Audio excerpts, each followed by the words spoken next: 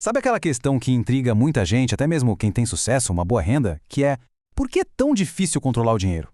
Pois é, se já bateu aquele sentimento de que não importa o quanto a gente ganha, o dinheiro simplesmente some, essa nossa conversa de hoje foi feita para a gente entender o porquê disso.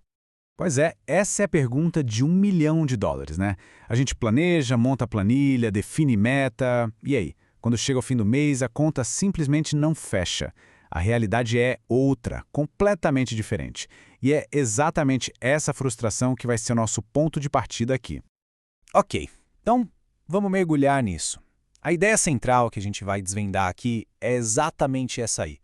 O problema, olha, quase nunca é a matemática, a planilha. O buraco é mais embaixo. É a nossa psicologia. A proposta, então, é tirar o foco do Excel e colocar no nosso cérebro, para entender como é que as nossas decisões financeiras acontecem de verdade. Bom, vamos lá. Seção 1. Por que os orçamentos costumam falhar? Para começar, vamos entender a raiz do problema. E o ponto mais importante aqui, o ponto-chave, é que não se trata de uma falha de caráter, sabe? Ou de falta de vontade, de inteligência, nada disso. O que acontece é que a forma como a gente costuma olhar para o dinheiro é que está, na essência, equivocada. E olha que interessante essa comparação. De um lado, a gente tem um orçamento tradicional que assume que a gente toma decisões lógicas, racionais. E do outro, a realidade comportamental, que mostra que as nossas decisões são, na verdade, emocionais, automáticas. A maioria dos orçamentos não falha por erro de cálculo, eles falham porque ignoram como o cérebro da gente funciona. Eles partem do princípio de que somos robôs, mas a verdade é que as decisões são movidas por emoção. E se a gente não entende o porquê de gastar, qualquer planilha vira, literalmente, ficção. Seguindo em frente, então. Seção 2. O dinheiro e suas emoções. Aqui, a gente vai explorar uma verdade bem importante. O dinheiro não é uma ferramenta neutra, de jeito nenhum. Muito pelo contrário, ele está ali, totalmente ligado aos nossos estados emocionais.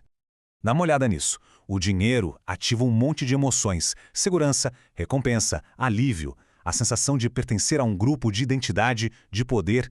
E quando a gente não reconhece esses sentimentos, eles dão um jeito de sair. Sabe como? Pelo consumo. É aquele gasto para aliviar um dia estressante, para se dar um prêmio por alguma coisa ou para compensar uma frustração. Aí, o ato de comprar acaba virando uma válvula de escape emocional e deixa de ser uma escolha lógica. E essa frase, olha, resume tudo perfeitamente. A grande virada de chave não é tentar controlar o gasto na marra, é entender a emoção que está por trás dele. Ter essa consciência, sabe, do que a gente está sentindo antes da compra. Esse é o primeiro passo, o passo fundamental para um controle financeiro que funciona de verdade. Ok? A base emocional ficou clara, né? Então agora vamos para a parte do diagnóstico. Seção 3. Desvendando os gatilhos de gasto. É hora de olhar de perto os 4 principais gatilhos psicológicos que fazem a gente gastar sem controle. O primeiro gatilho, gente, talvez seja o mais comum de todos: cansaço, estresse e sobrecarga. Quando essa combinação bate, nosso cérebro só quer uma coisa: um alívio imediato, tipo uma anestesia. E é super importante reforçar, isso não tem nada a ver com falha moral, tá? É um padrão neurológico. E os sinais são super familiares, sabe? Aquelas compras no fim de um dia difícil, decisões financeiras que a gente deixa para tomar à noite, quando já está exausto, e aquela sensação de: eu mereço. Quem nunca, né? Depois de um dia exaustivo, o cérebro não quer mais ter que pensar em escolhas complexas, ele só quer uma recompensa, um alívio. E aí, uma comprinha online, a um clique de distância, entrega exatamente isso, de bandeja. Então, um ponto crucial é esse, bem direto. A exaustão é a inimiga número 1 do nosso autocontrole financeiro. E olha, só de reconhecer esse padrão já é metade do caminho andado para a gente conseguir lidar com ele. Vamos para o segundo gatilho: recompensa e autojustificativa. Esse aqui é sobre as historinhas que a gente conta para si mesmo para justificar um gasto. É a nossa poderosa voz interna em ação, sabe? E esses roteiros internos são clássicos. Eu mereço. Eu trabalhei tanto para isso. Depois eu vejo como pago. Quem nunca se pegou falando isso? E atenção aqui. O problema não é se dar uma recompensa, de jeito nenhum. O problema é quando essa recompensa não tem limite, não tem critério e, o mais importante, não tem consciência.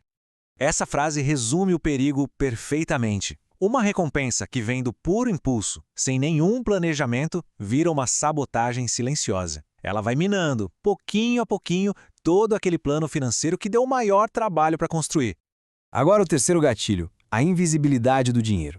Sabe aquela sensação de que o dinheiro simplesmente sumiu da conta? Então, é esse gatilho que explica isso. Ele fala do impacto psicológico do dinheiro que a gente não vê, o dinheiro digital. É um fato da psicologia. Quando o dinheiro não é físico, o nosso cérebro sente menos a dor de pagar. Pensa bem. Cartão de crédito, Pix, pagamento por aproximação, assinaturas, débitos automáticos, tudo isso faz o gasto parecer abstrato, quase que não aconteceu. E aqueles pequenos débitos que saem todo mês, eles somem no nosso radar. O resultado é um clássico, a renda até que é boa, mas o patrimônio não cresce junto. A mensagem aqui não podia ser mais simples e direta. A falta de pegar no dinheiro hoje em dia exige um nível de consciência e organização muito, mas muito maior para a gente conseguir, de fato, ter controle sobre ele. E agora a gente chega no quarto e, talvez, no mais profundo dos gatilhos, identidade e padrão de vida. É aquele que conecta o que a gente gasta com o nosso senso de identidade, sobre quem a gente é e quem a gente quer ser. Muitas vezes a gente não está comprando só o objeto, mas o que ele significa, o que ele diz, é uma afirmação. E essas perguntas rolam lá no nosso inconsciente na hora da compra. Quem eu sou quando compro isso? O que isso aqui diz sobre mim? Que padrão eu estou mantendo? Quando a identidade financeira não está muito clara, o consumo vem e preenche esse vazio. Ele vira ferramenta para criar e validar uma imagem, tanto para a gente quanto para os outros. E essa é a ideia final sobre esse gatilho. E ela é bem forte. Se a gente não define conscientemente quem a gente quer ser no nosso plano financeiro, pode ter certeza, o mercado e os nossos impulsos vão tomar essa decisão por nós. Beleza? Já passamos pelo diagnóstico. Agora, vamos para a parte boa, a solução. Seção 4. Construindo um orçamento mais inteligente. Como é que a gente pega tudo isso que a gente viu e constrói um plano financeiro que finalmente funcione na vida real? Então vamos lá, 4 passos. A chave para um orçamento que funciona é que ele não tenta lutar contra os gatilhos. Ele é mais esperto. Ele reconhece os gatilhos e planeja para eles. A ideia é 1. Orçar as recompensas, mas de forma consciente. 2. Criar limites claros e não proibições que só geram culpa. 3. Separar o que é gasto emocional do que é estrutural. E 4. O mais importante, decidir as coisas antes, com a cabeça fria e não no calor do momento. Porque o controle de verdade vem da antecipação, não da repressão. E isso leva a gente para a mensagem final, que é sobre empoderamento. A partir do momento em que um gasto deixa de ser visto como uma falha e passa a ser encarado como informação, aí tudo muda. O dinheiro sai do lugar de culpa e passa a ser o que ele deveria ser, uma ferramenta para a gente fazer escolhas conscientes. E para fechar, fica essa reflexão no ar. A próxima compra, o que ela tem a dizer? Pensa nisso. Cada compra revela um gatilho, uma emoção, um hábito. Prestar atenção nesses sinais é o comecinho da transformação na nossa relação com o dinheiro. Valeu pela companhia nessa análise.